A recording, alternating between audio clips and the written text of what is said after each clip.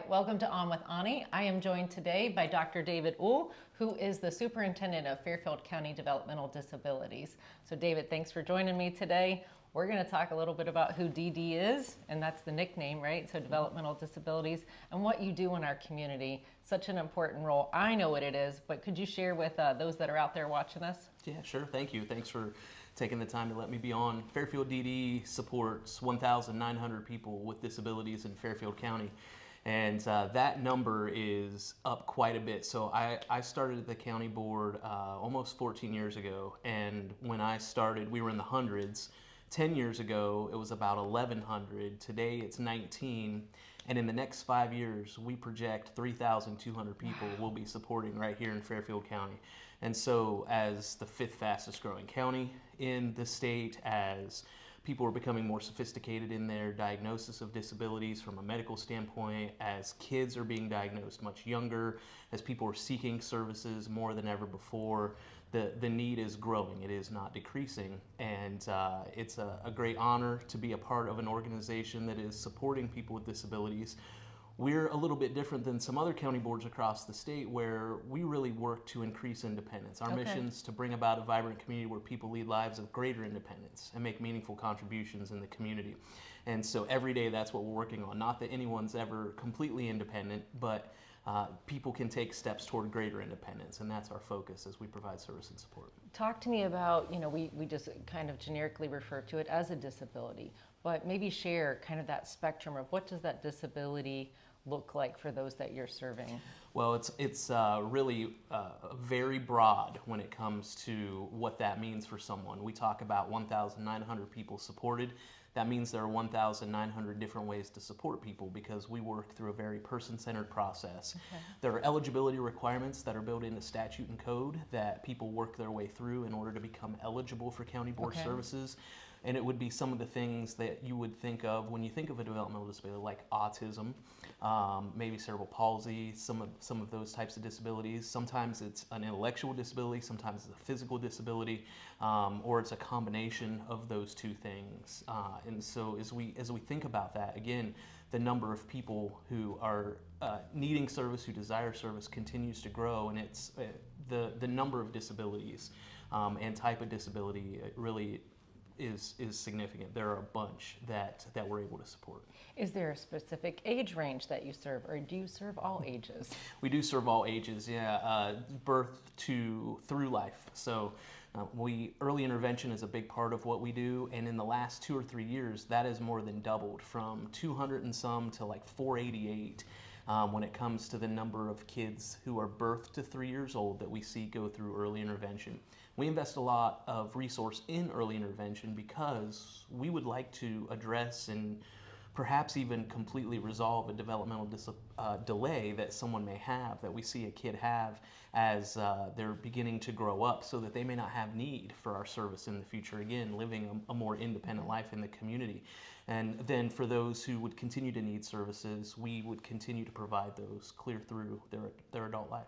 That's awesome. So let's change up a little bit. Let's talk about your funding. What funding sources do you have to be able to provide these services in our community? So 77% of our funding comes from property tax levies. Okay. And the rest, there's a little bit of federal, there's a little bit of state. We run a school, so we get a little bit of Ohio Department of Education workforce dollars.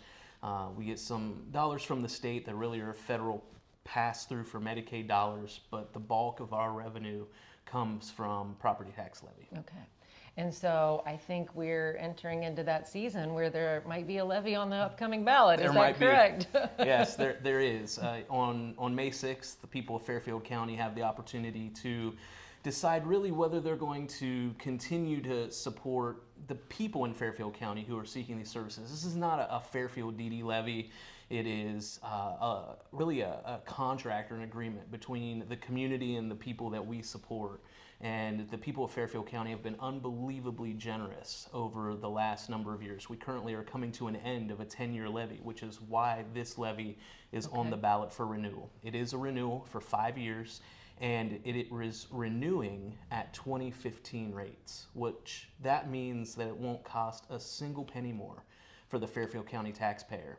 As if this were to pass on January 1st of 2026, they'll pay the same amount that they're paying right now in the current levy. That sounds like a pretty good deal. It is a good deal. And one of our values at Fairfield DD is fiscal responsibility. And so what we've been able to do is take a 10-year levy and with a simple 5-year renewal of no new taxes, stretch that 2015 dollar clear through to 2030.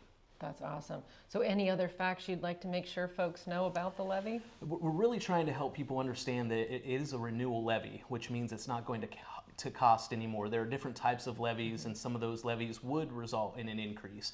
This is a simple renewal, and people often wonder, well, but my property's worth so much more today than it was in 2015, or my property taxes have gone up so much since 2015. And again, if we were doing a different type of levy, there would be an increase. But as a renewal, it gets renewed on those previous 2015 rates. We're just trying to continue it through as it is for another 5 years. And again, we're going to be able to support nearly 3,000 people over these next 5 years with that same dollar from 2015. And I think I've heard you say that a third of your current budget is made up by what would be the result of a successful passage of this renewal levy. Is that correct? It is correct. The levy will generate around $7.6 million. Our budget's about $22 million annually every year, and so this does constitute a third of that. And the reason it's important, Aunie, is because we maintain a zero wait list in Fairfield County. Everyone who needs support, who is coming through and is found eligible, is receiving that support. That's awesome. If we were to lose a third of our operating revenue, our wait list would explode. You read my mind. That's why I hate to go to worst case scenario, Yeah. but I was going to say, what if it, doesn't pass at this time at the ballot? What would you be looking at? Yeah, and it's really, sometimes different entities enter into a levy and they make some threats, well, this is going to go away. And the reality is that, when a third of the budget goes away, the wait list would explode considerably, and we would also see a significant reduction, I think, in the people who are providing support from a staff member standpoint. We've seen communities who have struggled to pass levies in other counties, and it is devastating. And not only or just devastating for the organization, but it's devastating for the people that they're trying to support, the people who need support when that dollar is not coming in, and on the community at large. And the community in general, yeah, for sure. Well, thank you so much for taking time to chat a little bit about this. Anything else you want to leave our viewers with? Well, we're grateful to the people of Fairfield County who have entrusted us with their hard-earned dollars over the years. And we continue to make a commitment to be good fiscal stewards and responsible with those dollars that are coming in. Well, thank you very much to you and your team for the important work they do in our community. Thank you. Thanks for tuning in.